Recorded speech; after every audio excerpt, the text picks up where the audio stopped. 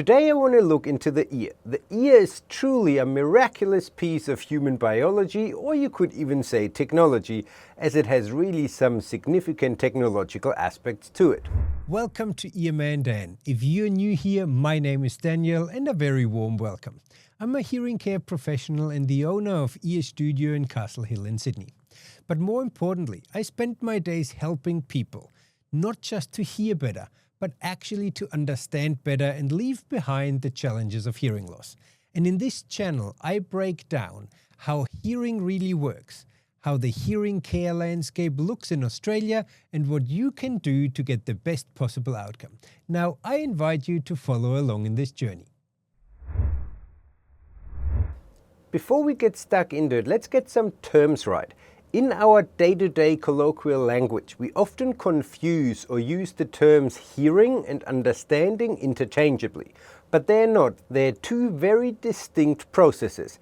Hearing is the transformation of a sound wave into an electrical signal, and understanding is then the interpretation.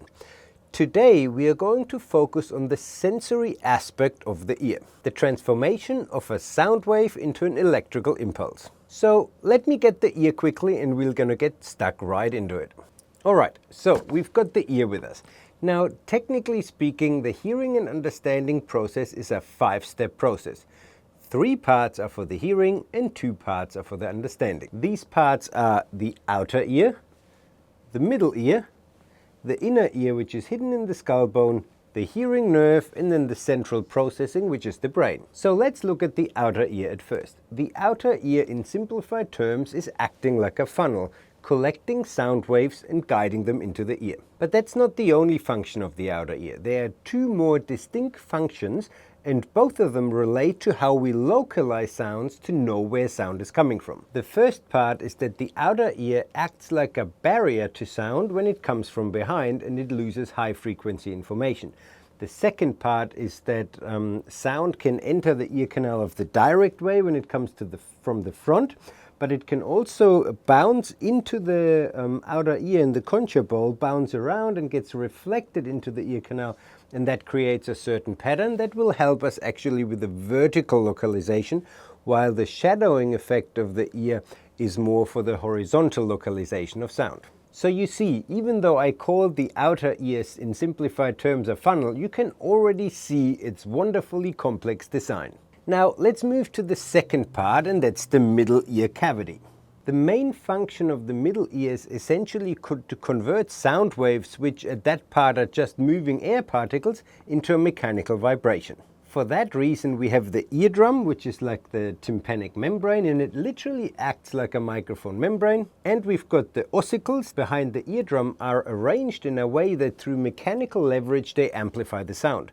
Now for that to work, the middle ear cavity needs to be air-filled, and the pressure of that cavity needs to be exactly the same as the atmospheric pressure that surrounds the body. And for that reason, the air in this middle ear cavity needs to be replenished. For that, we've got the eustachian tube. The eustachian tube is what connects the middle ear cavities with the nasopharynx, which is on the top of the throat, the airways essentially, which then also connect to the nose, to the lungs, and to the sinuses. The eustachian tube, we've got 2 of them, 1 in each ear. They are normally closed, and every time you swallow, they briefly open up and equalize the pressure. You notice that mostly when you're on a flight or when you're driving across a mountain range and you notice the pressure changes in the ear. Due to the complexity and the really highly technical and highly mechanical nature of the middle ear, there's a lot of things that can affect it.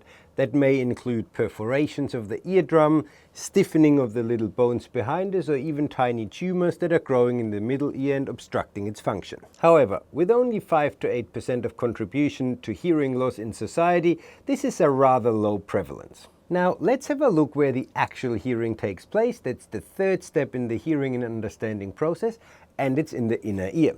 Now the inner ear is embedded in the skull bone and is sitting right here. Now what we call this part here is actually the audiovestibular complex. Let me just get rid of the ear. The audiovestibular complex contains the vestibular part, that is where the balance organs are located, and the auditory part where the cochlea is. These are attached to the audiovestibular nerve that transport the information up to the brain. Now what happens in the inner ear is that the vibration that the middle ear has created out of sound waves is now converted into electrical energy.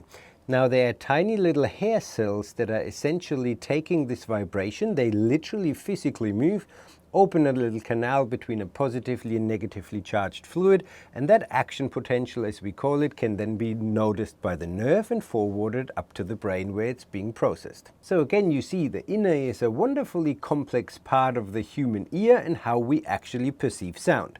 Now we could go into much more detail on how it works physiologically, but that's really not scope of today's video. Now we want to have a look on how these sounds are then being processed. Once the ear has done its thing, converting a sound wave into an electrical signal, that electrical signal is forwarded to the brain, to the auditory cortex, where it's being processed. Processing means essentially assigning a meaning to the sound. But we are going to save that part for the next video.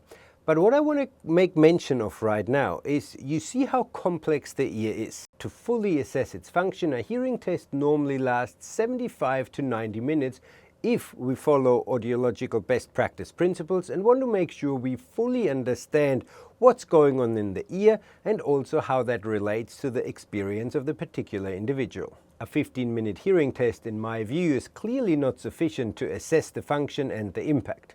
If you want to find a hearing care professional that does what we do and really take time to fully investigate the ear and the hearing process thoroughly, I invite you to check out the Hearing Up Network. It was founded by Dr. Cliff in the US to give people with hearing loss the ability to find a clinician who focuses on following comprehensive best practices in audiology. The Hearing Up Network is a group of clinicians and companies that follow these principles, so you can be assured that you're getting the best possible care.